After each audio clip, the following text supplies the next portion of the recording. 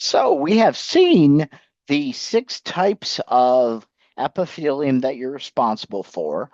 Remember, there are four that only have one layer, including pseudostratified, and there are two that are multiple layers, stratified as well as transitional.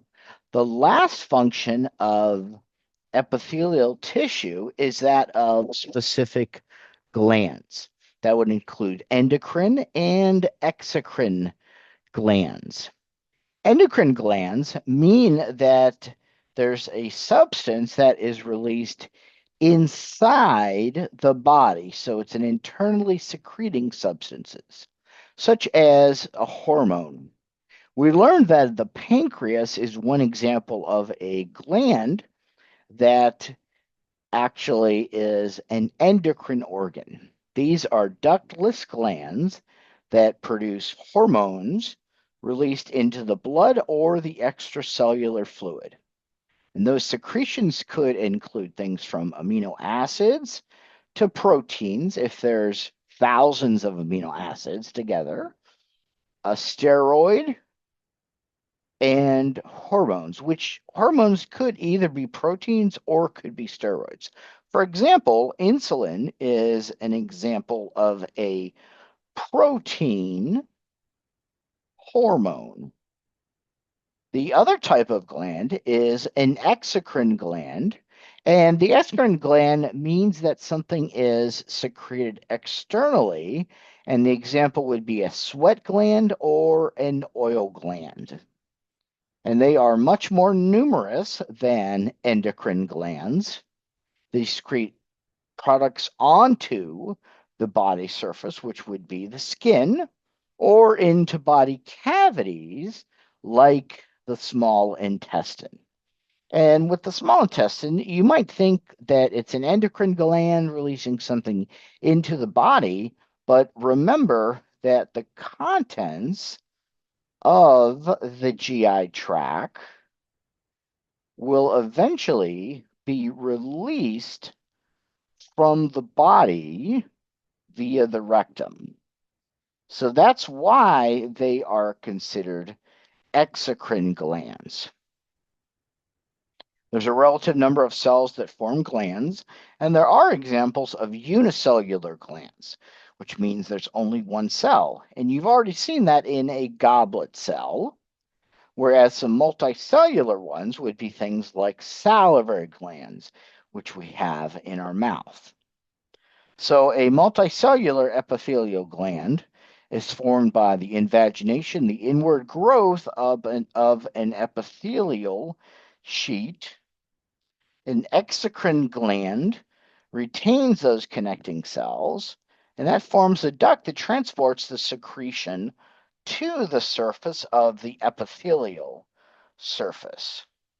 And finally, the endocrine gland, they lose their ducts during development and they secrete hormones into the interstitial fluid. And those hormones, or whatever is being secreted, is released into the blood or the extracellular fluid.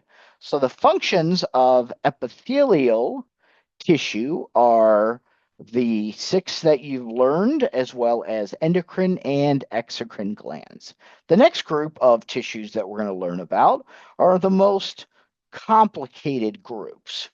And this is a really nice image that you have in your textbook, and it breaks down connective tissue into the various types. So there's what we call connective tissue proper, and that breaks into loose connective tissue and dense connective tissue. Basically, loose connective tissue means that there is space between the cells. Dense mean that there is no space between the cells. So the three subtypes of loose connective tissue are areolar, adipose, and reticular. The three types of dense are regular, irregular, and elastic. And the difference between those three are the direction of the fibers, as we will be seeing coming up. So that's 6 types of connective tissue. The next 3 are all cartilage, and they're easily noticeable because a cartilage cell looks quite a bit different than the other groups. The 3 types of cartilage are hyaline cartilage, the most common, elastic cartilage, and fibrocartilage. So that's 9 different types. The last 2 would be bone as well as blood. And remember that blood is one of those unique types of connective tissue because it has what's called a fluid matrix, and bone is referred to as osseous tissue. So there were 6 types of epithelium, and there's 11 types of connective tissue. So it'll be the most diverse type that you'll be learning about. Another way to look at connective tissue is on this chart. This chart gives you a little bit more information about each of them. So we're going to start with connective tissue proper, which includes 6 types. So we have the loose connective tissue, which means there's space between the cells. Dense, meaning that there is no space between the cells.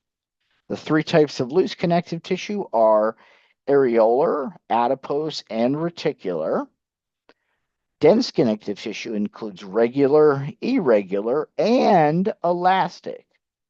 This shows the cells that are present, from fibroblasts to fibrocytes to defense cells to adipocytes, which are fat cells.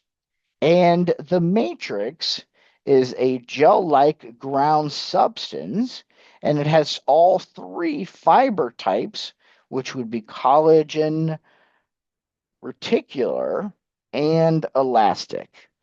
And the what's called ECM stands for extracellular matrix.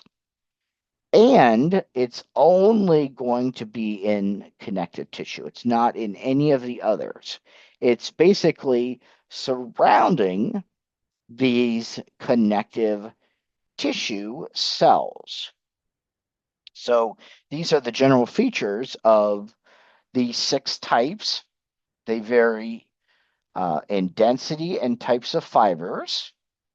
They function in binding tissue, resisting mechanical stress, particularly tension, and they provide a reservoir for water and salts and fat storage, specifically with adipose. The next 3 are cartilage, and cartilage is really easy to identify because it has these circular cells, which I'm highlighting, called chondrocytes. It's almost like they look like little eyeballs. So that will help you in lab. 3 types of cartilage are hyaline, elastic, and fibrocartilage. So they have these chondroblasts, which become chondrocytes. When they end with blast, that means that they are an immature type of cell. If they end with cyte, that means that they are a mature type of cell. And again, there's a gel-like ground substance and collagen and elastic fibers in some. They resist compression because of the large amount of water in the matrix. They function to cushion and support the body structures.